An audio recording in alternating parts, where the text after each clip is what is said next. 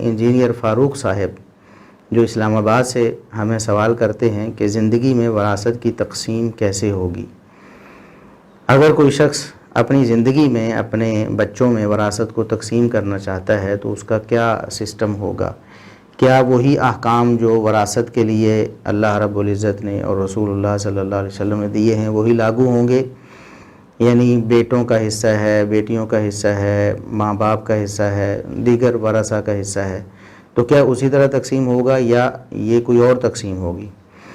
دیکھیے، جہاں تک وراثت کے احکامات کا تعلق ہے تو وہ انسان کے مرنے کے بعد لاگو ہوتے ہیں۔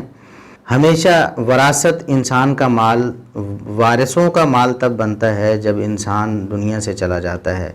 جب تک وہ زندہ ہے اس کا مال وراثت نہیں بن سکتا کسی کے لیے۔ ہاں، وہ خود دے سکتا ہے کسی کو، لیکن اگر وہ اپنی اولاد میں اسے تقسیم کرے گا تو برابر برابر تقسیم کیا جائے گا۔ وہ جو وراثت کی تقسیم ہوتی ہے کہ بیٹوں کو ڈبل اور بیٹیوں کو سنگل، یہ تقسیم یہاں نہیں ہوگی۔ دنیا میں زندگی میں اگر کوئی شخص اپنی اولاد کو دینا چاہتا ہے تو اسے ہبہ کہا جاتا ہے۔ ہبہ میں ساری اولاد برابر ہوتی ہے، اور اس کی دلیل صحیح بخاری میں 2587 نمبر حدیث ہے، 2587 نمبر۔ نبی کریم صلی اللہ علیہ وسلم کے پاس ایک صحابی بشیر رضی اللہ عنہ آئے اور انہوں نے عرض کیا، اللہ کے رسول، میں اپنے بیٹے نعمان کو کچھ دینا چاہتا ہوں۔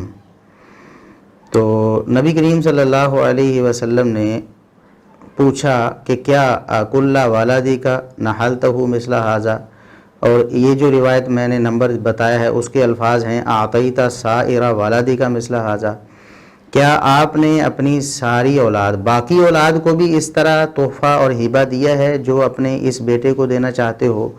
تو انہوں نے عرض کیا، اللہ کے رسول، نہیں، میں نے تو اسی بیٹے کو دینا چاہا ہے اور میری بیوی نے مجھے کہا ہے کہ رسول اللہ صلی اللہ علیہ وسلم کو اس پر گواہ بنا لو، میں تو اس لیے آیا ہوں۔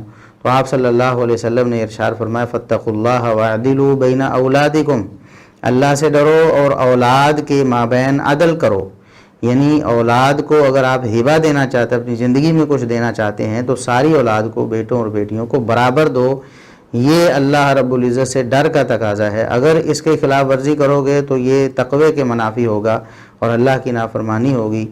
فرجع فرد عطیتہ، سیدنا بشیر رضی اللہ عنہ واپس گئے اور یہ تحفہ واپس کر لیا، یعنی اپنے بیٹے کو نہیں دیا جو وہ دینا چاہتے تھے۔ بعض دیگر احادیث جو صحیح بخاری اور صحیح مسلم کی ہیں، اسی حدیث کی دیگر سندیں، دیگر طرق ہیں، ان میں مختلف الفاظ آئے ہیں جن میں بڑی سختی بھی ہے۔ آپ صلی اللہ علیہ وسلم کے یہ الفاظ بھی ہیں کہ کیا تم مجھے ظلم پر گواہ بنانا چاہتے ہو؟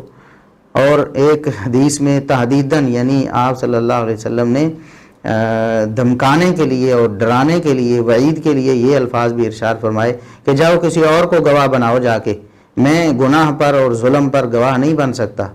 تو یہ حدیث بتاتی ہے کہ زندگی میں اگر آپ نے اپنی اولاد میں کچھ تقسیم کرنا ہے تو سب برابر برابر کے حقدار ہوں گے، سب کو برابر برابر دینا پڑے گا، کہیں زیادتی آپ نہیں کر سکتے۔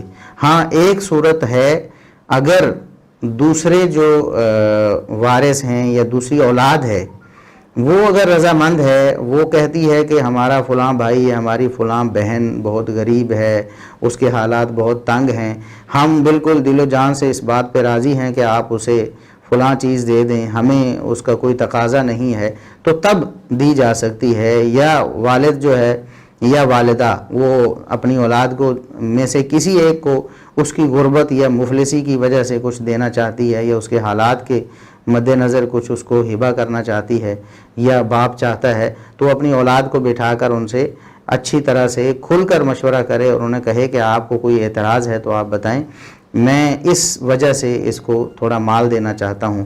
اگر وہ سمجھتا ہے کہ اولاد بظاہر بول نہیں رہی لیکن دل میں وہ اس کو پسند نہیں کر رہی، تو تب بھی ایسا کام نہ کرے۔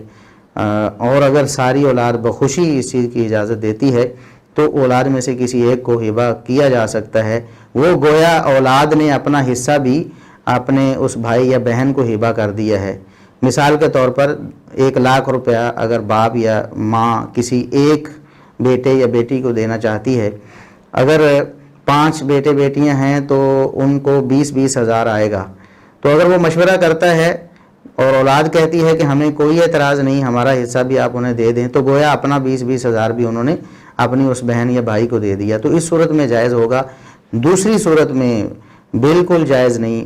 جب انسان اپنی اولاد میں، اپنی زندگی میں کچھ تقسیم کرے تو سب کو برابر برابر تقسیم کرے گا۔